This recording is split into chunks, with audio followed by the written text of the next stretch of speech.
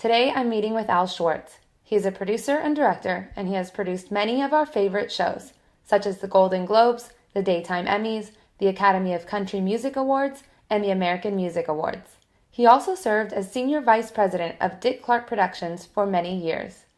Let's hear what he has to say about the Wise Bamboo. Please welcome Al Schwartz. How are you doing? I'm doing good, Sophia. What was the initial desire you had to become a television producer?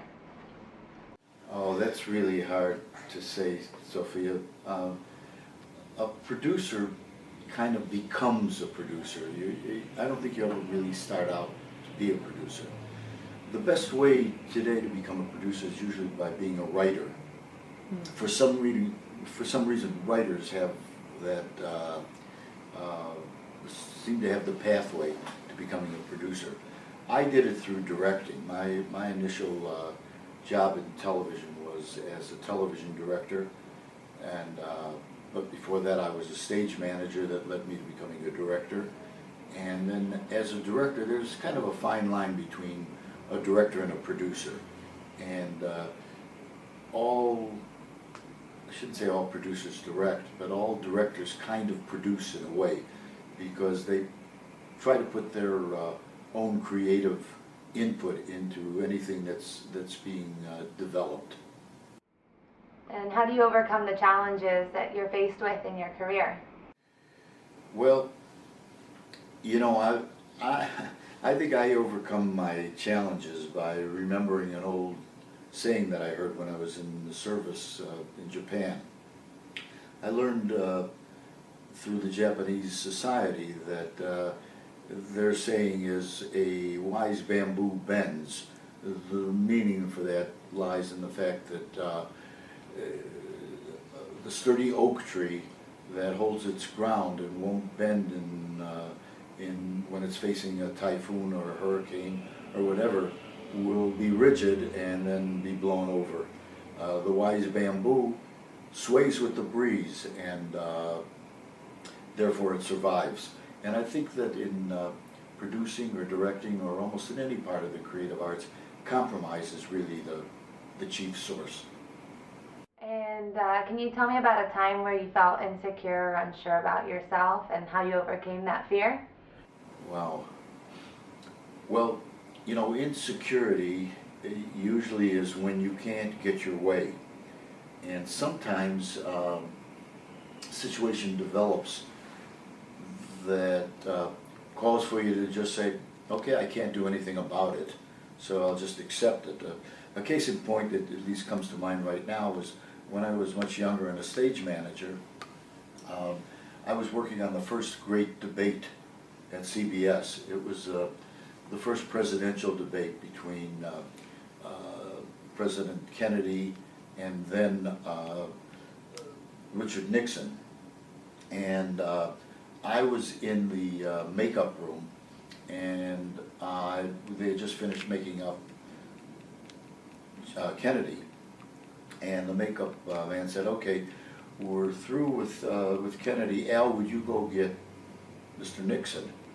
And so I walked back to the holding area where Mr. Nixon was, and I walked into the door, and everything got silence as I came into the room, and I said, "Mr. Nixon, we are ready for you now in makeup." It was kind of a pause. And then Nixon looked at me and he said, "Well, I don't wear makeup." And all the other people in the room said, yeah, Mr. Nixon doesn't wear makeup. So I said, "Are you sure?" And they said, "Yeah, absolutely." So I went back and told Sid Simon, the makeup artist on the show, that Nixon had decided not to wear any makeup. I think it was one of the big criticisms of the Great Debate was that Richard Nixon was sweaty and very swarthy, and as a result they think that's probably why he lost the debate. I was terrified. I was terrified because I couldn't get him to come in and do makeup, and to this day I think, you know what, I was kind of a little bit on the edge of history, because maybe if Richard Nixon had taken makeup that day, maybe the outcome of the debate would have been different. What advice would you give to someone that wants to start something new in their life, but they feel overwhelmed and they're not really sure where to begin?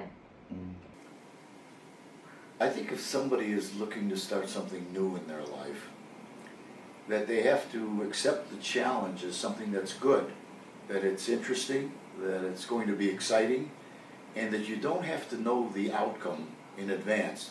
You know, we're so afraid that we're not going to accomplish the goal that we set out to do, but sometimes the goal that's the result is much better than anything that we've ever thought about. So I say accept the challenge, you know, embrace it.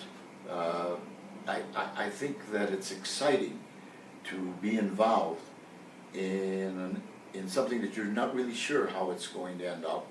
You may have some influence and maybe not.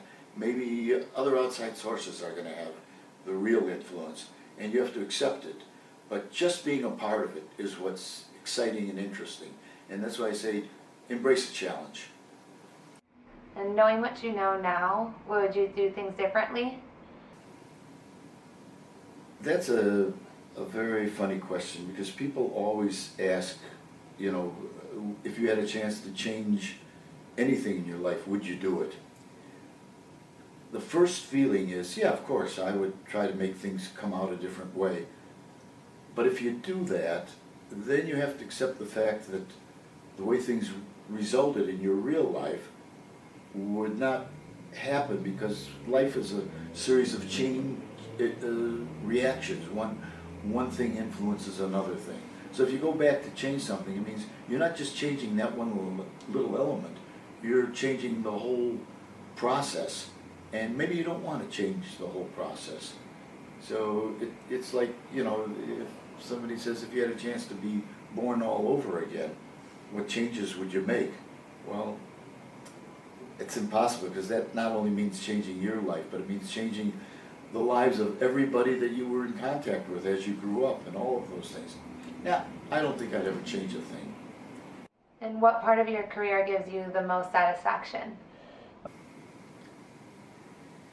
I think the most satisfaction that occurs in producing or directing or being creative in the television world or the entertainment world is interaction with people. People are just incredible. You know, on shows like the American Music Awards, some artists would be terribly difficult, and you would shudder just the fact that you had to ask them to do something for you. And others are just so great that you walk away and say, wow, that's the nicest person I ever met. And I think that's part of it. I think the biggest part of enjoyment is interaction with people. And what evolves when you have a relationship with somebody. It always turns out for the best. That's what I feel. I'm an eternal optimist, and I kind of like to keep it that way, I guess. And of course, having a chance to talk to people like you. Thank you, Al. Thank you so much, Sophia. Thank you. Yeah, well, good luck to you. Thank you very much.